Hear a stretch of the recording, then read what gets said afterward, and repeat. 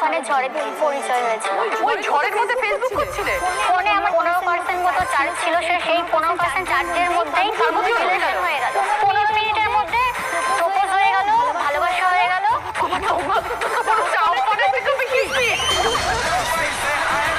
তারপর ও একটা voice message পাঠায় আমাকে। শোনার পর আমি বলছি এত কিউট ভয়েস মেসেজ পাঠিয়েছে, এত কিউট একটা ছেলে।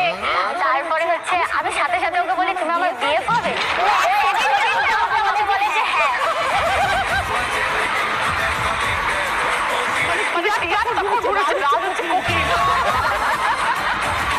তারপরে তো আমি দেখলাম যে এরকম করে ফোনে চার্জও নেই, আর এখন বললো হ্যাঁ পরে যদি রিজেক্ট আমাকে করে দেয় তার থেকে ফেসবুক পাসওয়ার্ডটা এখনই চাই।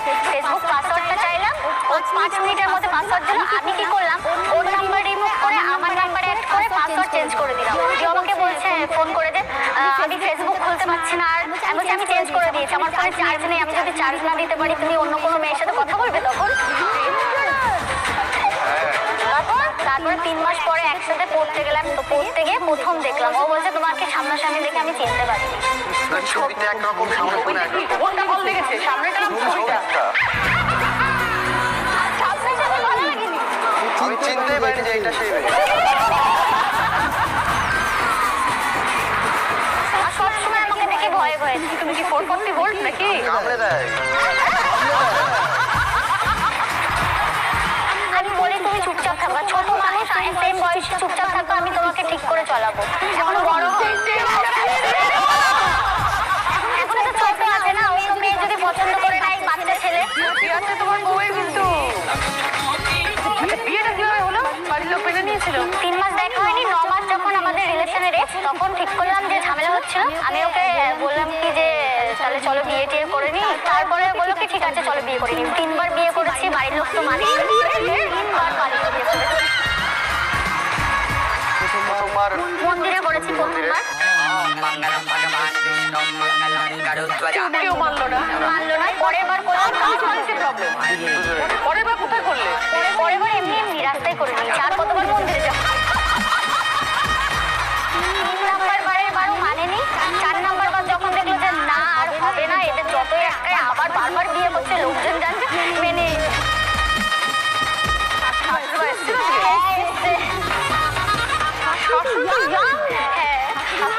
হ্যাঁ বলুন।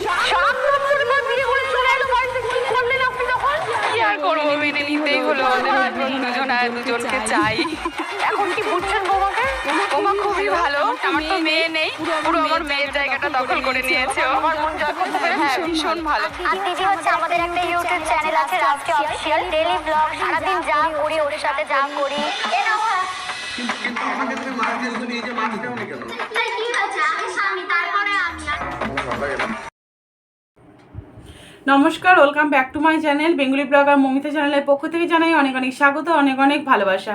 আমি ভালো আছি, আই হোপ তোমরা সবাই খুব ভালো আছো। তো নতুন ভিডিওর সাথে আবার চলে এসেছি। তো আজকে তোমাদের সঙ্গে কী নিয়ে আলোচনা করব সেটা তোমাদের নিশ্চয় টাইটেল আর থাম্বনেলে তোমরা বুঝতেই পেরে গেছো। আর প্রথমে তো ক্লিপটা তোমাদের সঙ্গে শেয়ার করে ফেলেছি, কারণ দাদাভাই আর টিয়া দিদি ভাই আমাদের দিদি নাম্বার 1-এ খেলতে গিয়েছে। তো ওদের মানে কীভাবে ভালোবাসা হয়েছিল সব কিছু তারা শেয়ার করেছে। আর সেই কাহিনীটা শুনে সত্যি কথা খুবই হাসি লাগছে, মানে প্রচুর হাসি লাগছে, মানে এত ভালো লাগছে না। আর টিয়া দিদিভাইকে তো আমার পার্সোনালিভাবে খুবই ভালো লাগে, খুব ভালো মনের মানুষ তারা দুজনে, টিয়া দিদিভাই আর রাজদাদা ভাই। আর ওদের শর্টগুলো দেখতে জাস্ট ফাটাফাটি লাগে, মানে দারুণ লাগে দেখতে। আর ওদের প্রেমটা কীভাবে হয়েছিল তোমরা শুনলে, যে আমফানের সময় ওদের ভালোবাসাটা হয়েছিল। টিয়া দিদিভাইয়ের ফোনে 15% চার্জ ছিল, সেই 15% চার্জেই তাদের কিছুক্ষণের জন্য মানে ইয়ে করেছে, যে ফ্রেন্ড রিকোয়েস্ট পাঠিয়েছে, করেছে। তো ভালোবাসা তো তখনই তারা হ্যাঁ বলে দিয়েছে। আর যে কিউট ভয়েস একটা দাদাভাই যে একটা টিয়া দিদিভাইকে একটা ভয়েস রেকর্ড পাঠিয়েছিল, তো বলেছে এত কিউট ভয়েস, একে তো হাতছাড়া করলে চলবে না। তো তখনই বলেছে আমাকে বিয়ে করবে, তো এইরকম কথা বলেছিল টিয়া দিদিভাই। তো তারপরে টিয়া দিদিভাই দেখছি আমার তো 15% চার্জ, আমি তো কথা বলতে পারবো না। আর এই ফাঁকে যদি অন্য কারোর সঙ্গে কথা বলে, তার জন্য দাদাভাইয়ের রাজদাভাইয়ের যে ফেসবুকে পাসওয়ার্ড সেটা জেনে নিয়ে নিজের ইয়ে করে নিজের মানে পাসওয়ার্ডটা ইয়ে করে খুলে নেয় নিজের ফোনে।